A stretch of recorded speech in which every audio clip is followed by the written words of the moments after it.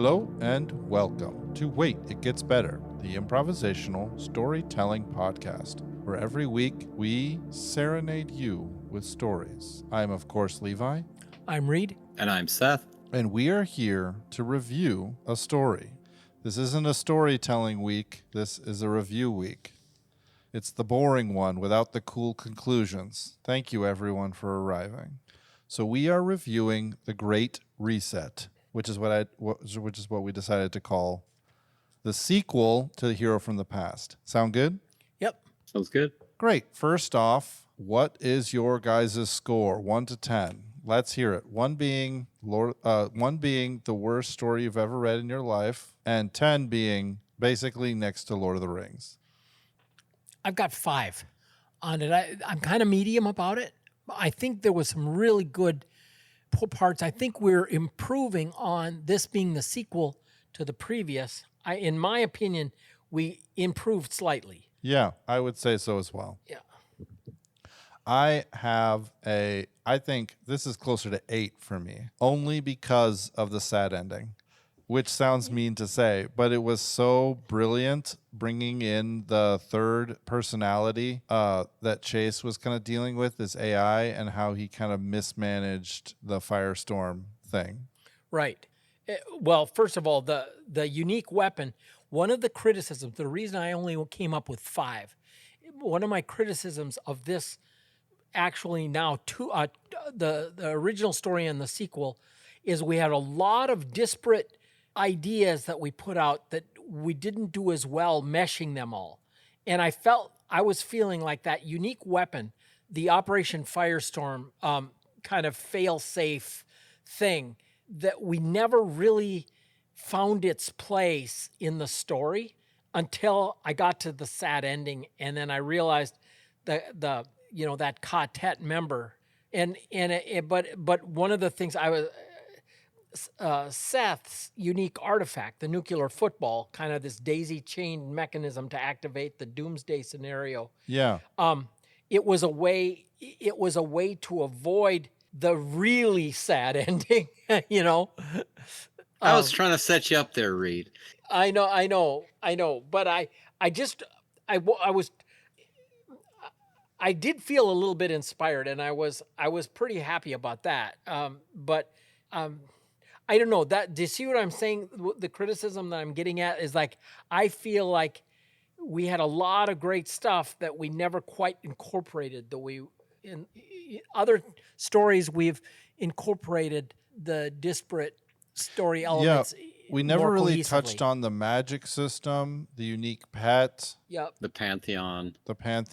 Right. In the carryover, I would say, which kind of brings me into my scoring of it, which I'm putting at a 3, maybe. Uh-huh. I know that sounds horrible, but kind of like what Reed was saying, along the same veins, there was, I do like the way that the ending, I think it kind of comes together in the same way that if this was like a trilogy or something like that. Yeah. Where each end, I don't know, you guys familiar with the series of unfortunate events? Oh, I've just heard the title. I don't know. Where it's like, it's kind of exciting. It's these kids, their parents die, but like, their like distant uncle is like trying to murder them or like take their fortune or something. And so it's like, it kind of goes along. They're figuring out this kind of intrigue. They're kind of getting somewhere, but then it always is just a series of unfortunate events. And it's been a while. I can't remember how it ends. I don't know if it ends on a good note or not, but that's kind of the idea, is that it's like, it just kind of like, as it seems like it's getting somewhere, and then it just like rolls over, like once again, they're, being thrown into, another horrible situation, So I kind of like that with this, where it's, it's kind of building up, like the last one, is building up. This is the kind of world you're getting used to how it is. And then it like completely changes. Right.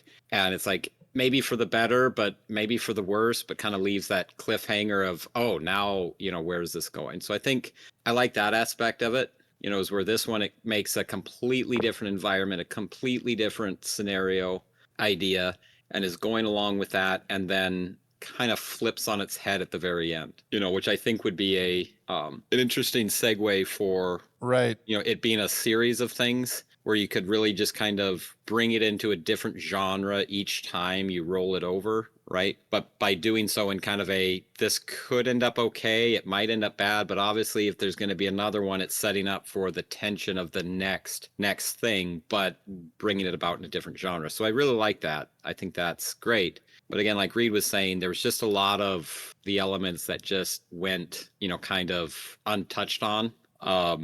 For as much as like in the last one carrying over to this one, like the fighting style didn't go much anywhere. The pantheon, the magic system of this last one. I guess my other sharper criticism, I don't know.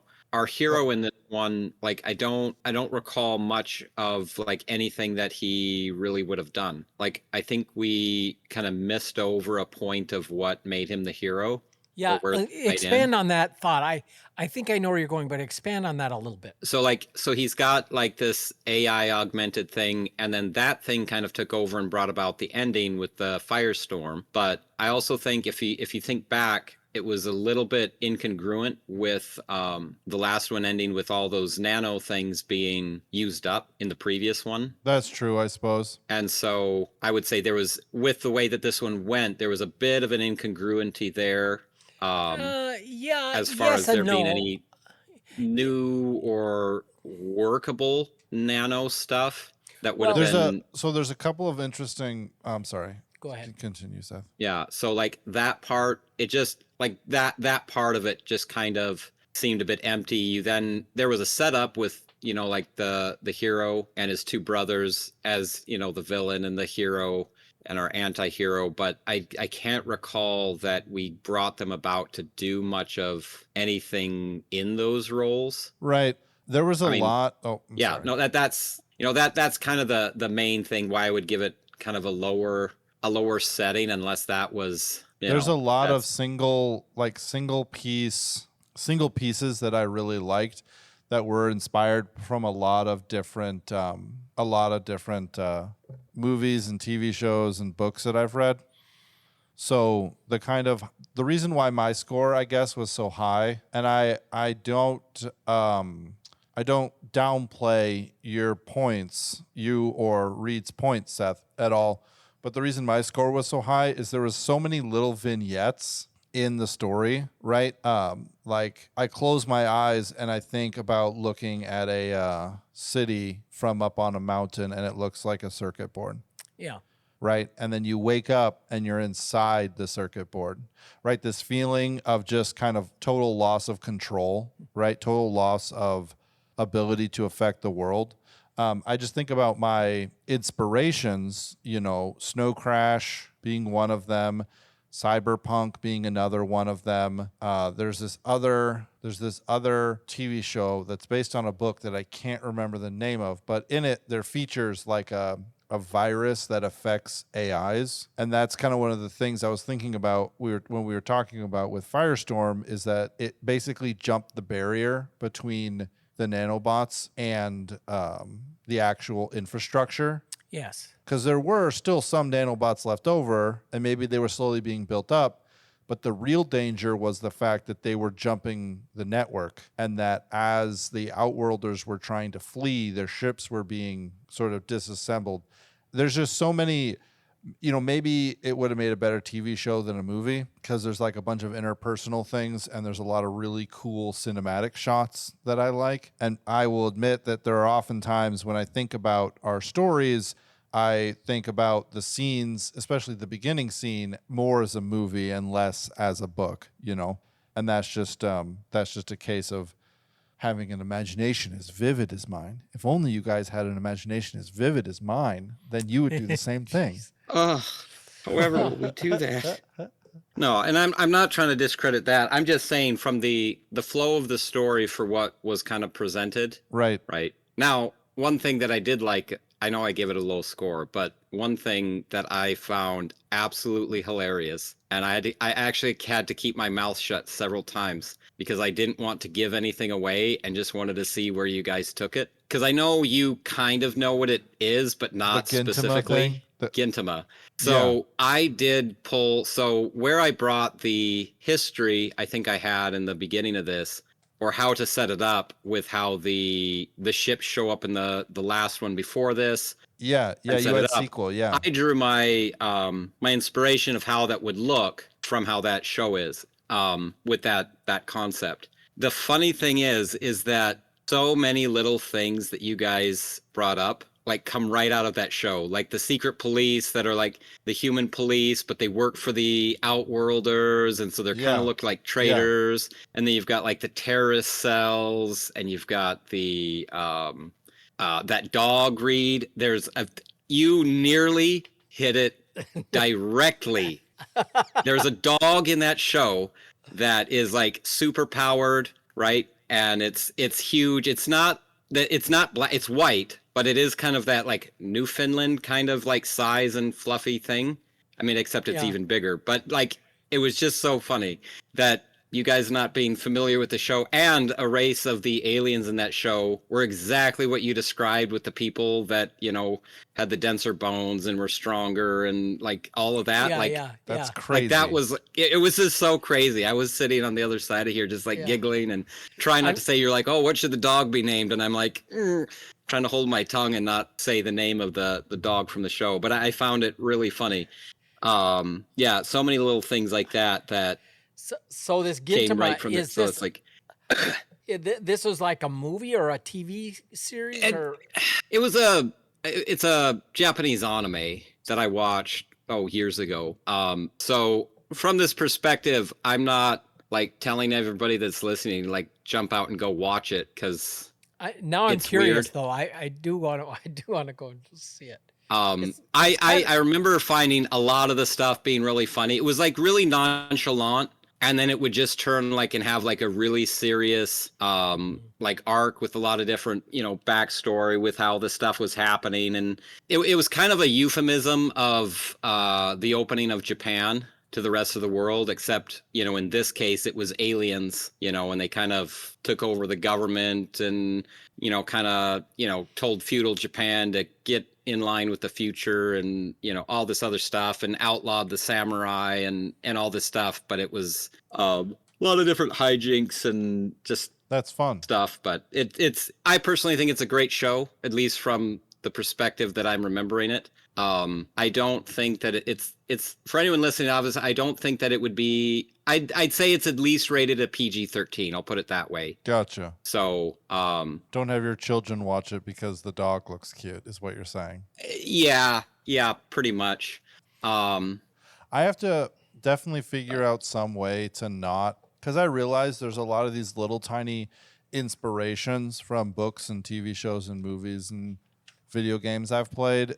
And there's like these little tiny, like, do you guys remember during these episodes, I kept talking about how like futuristic but yet still slummy it was? Yeah. It's like a specific feeling you get when you're playing Cyberpunk 2077 and there's like futuristic cars and like really powerful things. And then you kind of go and you look into an alley and it's just like dirty and there's like a person kind of like huddled under a stoop, you know. It's like this I was trying to capture an idea, and I feel like I did a decent job, but I never, maybe we just need to write these stories out more, because it never feels like it's even close to good enough. You know what I mean? It's like this picture right here, Reed. Oh, never mind, that's not a picture. So I'm just Googling all of you pictures. At home, hear really closely what this picture sounds like. Futuristic weapons shop here, and there's like guns and like giant bullets, and there's people with, and then over here there's like this is like a pile of garbage bags. Yeah, it's like future garbage bags. Yeah, like, you know, New York with a garbage strike, right? Yeah. It just makes me think of Seoul, Korea. Yeah.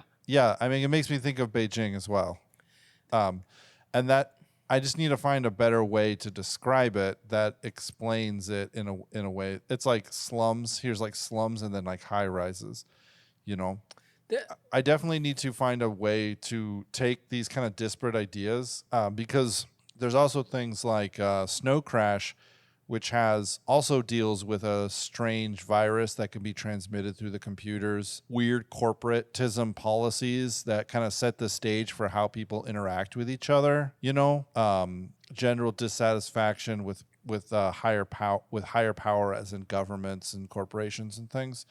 I wish there was some way that I could take all of these things and explain them really succinctly, because you guys don't understand what I mean when I say a cyberpunk-like world. Or We haven't Judge been to Dredd. space. We wouldn't understand.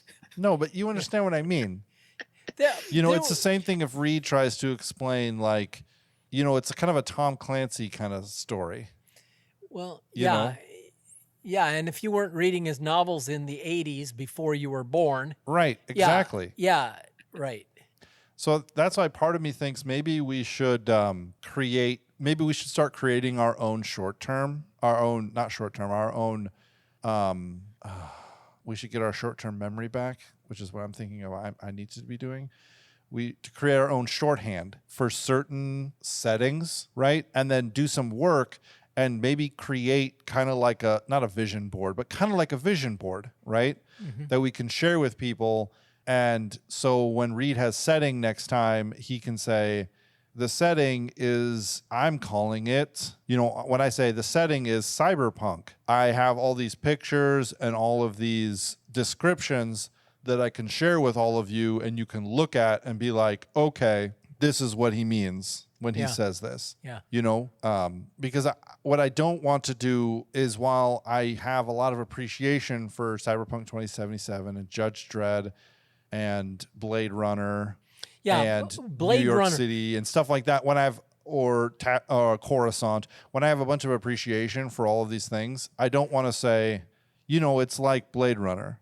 What now Blade Runner, isn't that the one they just recently did like Blade Runner kind of overlapped? It was this futuristic thing, and then the timetable that it was supposed to be in came and went, and then they did another Blade Runner. Yeah, in 2049 or something. Yeah, but remember the picture, like it was always raining in LA, and it was that dirty sort of. That is quintessentially. So if you've seen Blade Runner, right? That is quintessentially cyberpunk, right? Slums with ultra technology, like flying cars and stuff. Right. If you've seen like RoboCop gets close to that, Judge Dredd with Sylvester Stallone. Yeah. Gets close to it. It's this reality that technology is going to move forward, but it's not going to eliminate kind of like slums. And that was the kind of the essence of what I was trying to get at with these Outworlders who came and brought a bunch of high technology, but didn't exactly worry about infrastructure, right? It makes me think of Beijing, where it's a huge city. It's hugely technologically advanced in some parts, but you typically can't flush toilet paper down the toilet because the sewer infrastructure just can't handle it. And so it's a huge modern city, but this glaring thing is a problem. It's just you can't quite get out of that.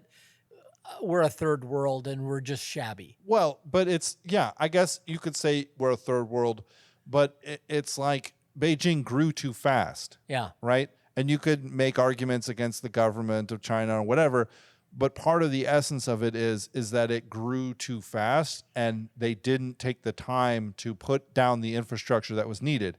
And that's kind of the idea of what I was trying to get to with this city, is that it's so technologically advanced in some ways because of these Outworlders, but in other ways it's just kind of desperately not. Yeah. It's like the idea you've got a full panel computer and you can access all this information and there's flying cars, but you still have to bring water up from the well. Yeah. But the thing I was trying to say with all of this is that I want to find some way to not, because all of these movies and TV shows and books are all inspirations, but I don't want to say it's like Cyberpunk 2077. Yeah. I want to be able to explain it as a standalone thing where you can see the kind of flavors of where my inspiration. I think that's one of the reasons, Seth, why you rated this so lowly, is because I'm an uncultured swine. That's why. I'm so sorry. No, it's because I didn't put forth the effort to create a cohesive world. I borrowed a bunch of elements from different stories that I really liked and just kind of smashed them together on top of us all having story elements and trying to smash them together, right? What I'm saying is that my world building was kind of shoddy on this one. You know, I had a lot of good ideas, but it was kind of shoddy in the way I put it together. And so I only give it an 8 because it contained so many parts of stories that I really like, but not, 8 world building, 3 storytelling. How's that? That's what I'm thinking. I'll move it up to a 4 with the Just idea out of that it respect probably for just me. need cleaned up. Yeah. Like we've brought this up before, but oftentimes I feel like I had no idea. If you'd have told me, well, my story element is the quartet members. If I hadn't read Stephen King's Dark Tower series, I would have no idea what that means. The idea of Ka, yes, I've heard that kind of a synonym for fate, but not exactly. And then like fate or those whatever forces are behind the scenes making the world unfold brings these, in some cases, we've used 3 as the most common. Right. But a group of disparate characters together to kind of that are brought together by circumstances and whatnot to work together. Sometimes with a great deal of fiction between them, and when I draw that, I think back at times when I've drawn that story element and I have 3 distinct people, but you did this thing that was so interesting to me. And my favorite part of my favorite story element was I think it was the second time when you introduced the quartet? Which episode? Yes, it was the second one. Yeah. Yeah. Where you had the Chase Allen person, who was the dreamer from the beginning scene, which was really a nice tie together. And then bringing back Teach. Kind of reformatted through the use of these shared genetic markers to bring a kind of a character that was an amalgam of ancient ancestors, so to speak. And then in order to manage how all that was going to work together, coordinating with the nanobots was the AI, which became a personality of its own, so to speak. Right. And I really liked that I didn't think we got fleshed out well enough. But then when I was trying to figure out where to go with the sad ending, I realized one of my favorite option. Yeah, no, I couldn't, because it was the doomsday scenario, right? But the unique weapon, the Operation Firestorm, that was another one that was brilliant, but we hadn't really fully incorporated. And I was really, really happy when that buff had that flash. And, I really liked that too. And, I'm kind of patting my own back, but. Yeah, no, I thought that was, the call back to that was, I had goosebumps. Yeah, because it lands exactly what is this thing to be human? You have these off-worlders that were changed by things, and they're trying to interact and get along, and right. And what are the forces of you see, for example, we have now like 3 generations of immigrants from Laos, the Hmong people here in the Twin Cities area, where you have average height is increasing by about 3 or 4 inches per generation, where an adult male would be, 5'4", and then the next generation they're 5'8", and now we have some 6-footers, right? And it has to do with probably a higher proportion of protein and fat in the diet when they're little, or whatever, whatever are the causes for those kinds of things. But that idea, these off-worlders are in these other places now, and they have these elements that change them, right. But yet, what is that essential thing that is human? created in the image of God, if you will. And the AI, as fabulous as it is, can never quite slip into that slot. And so the result, when he said, I know I can, this, Operation Firestorm, the whole realm of unintended consequences is magnified when you don't have that connection that is spiritual in nature, I guess, is what I was getting at. Right. That's what was behind that thing for me. Anyway. That's cool. I was also thinking as a way to address the fact that I still feel like sometimes our stories are unformed or malformed.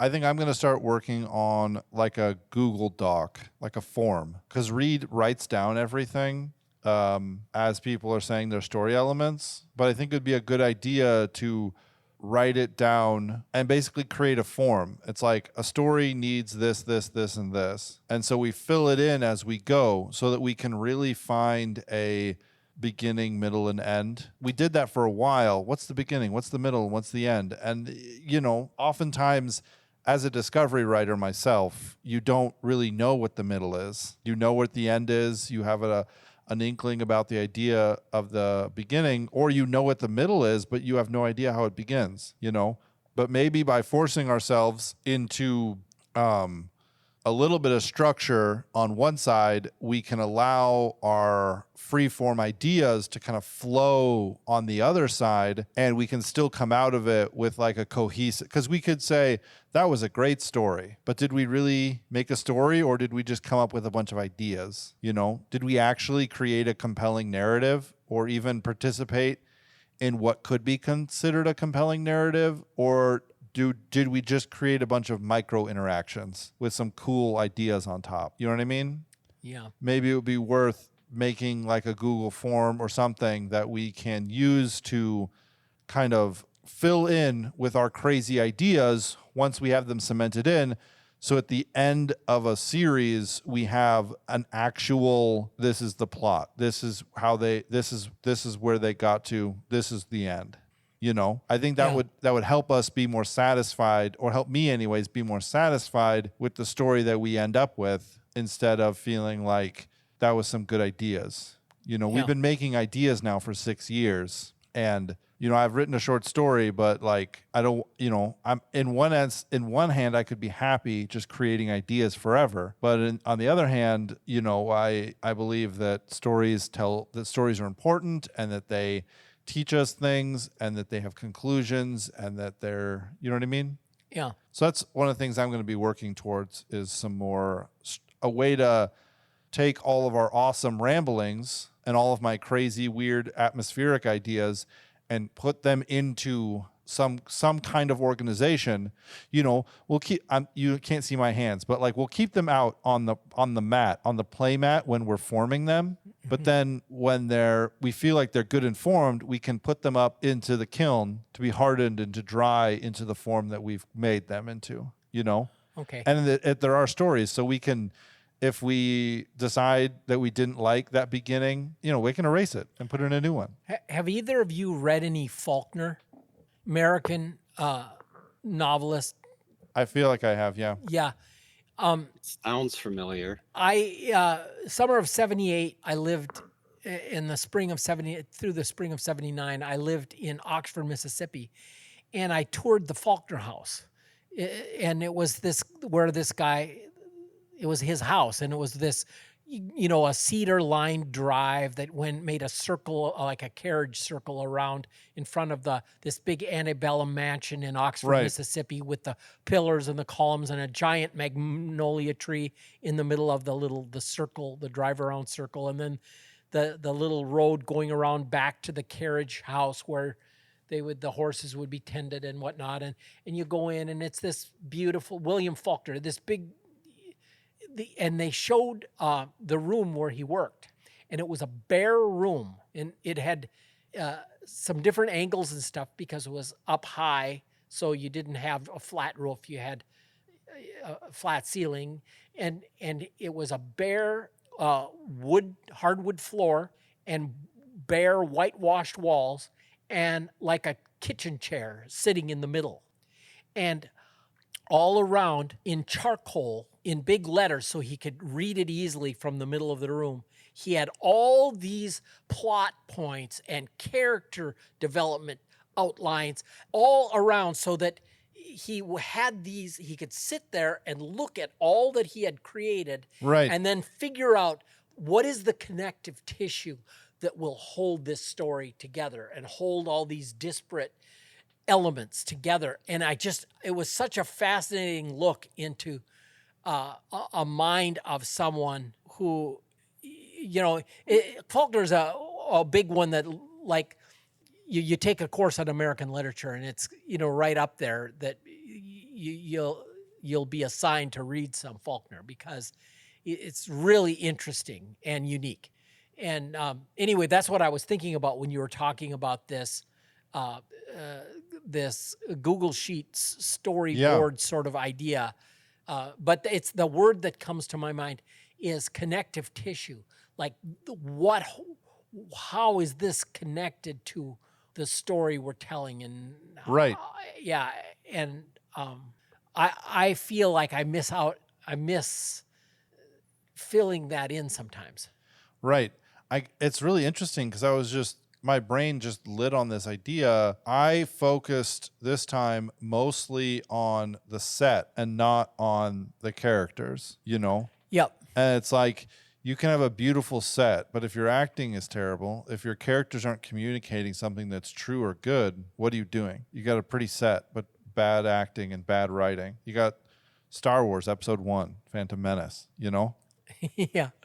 Except for the fight between Obi-Wan, Qui-Gon, and Darth Maul. That was obviously gold. But I think I learned a lot from this episode. Thanks, guys, for being honest about it. Thank you guys for doing this, letting me do this with you all this time. This has become a kind of really a fun escapade. Seth, Doesn't seem like 6 years. No, it does not.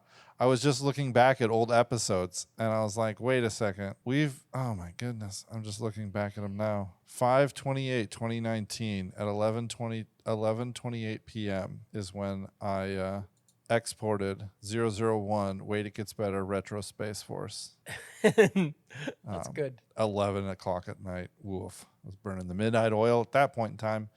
But we are going to try some new things. We're going to try some new ways of letting you guys know what's going on and some new ways of telling you guys what's coming up next. And part of that is going to be telling you guys what it is that we drew for next week. Oh, cool. On the air. So I've got the spreadsheet out here, and I've drawn your guys' story elements. And this, if you have an idea, if you hear these story elements and you have an idea for read, let us know. Send us a message. Send us an email at waititgetsbettercast@gmail.com or message us on Twitter at @getsbettercast. We'd be happy to take your questions, take your suggestions, and hear your ideas. So Levi has economic system as my first of next series for next week. Reed has, sequel. So we're doing another sequel. So we're our first ever trilogy, ladies and gentlemen. It's going to be great. I'm excited to see what's going to happen. And then Seth has Pantheon. Pantheon has showed up in like almost every single one of these, hasn't it? I think so. Oh, I think it's a topic that... It showed up in the first one, and it kind of showed up in the magic system of the second one, which we didn't really touch on at all. Yeah. But I'll be excited to see where this happens. Thank you, everyone, for listening. Tell your friends, tell your enemies, tell your moms, tell your dads. And don't forget to wait, because it gets better.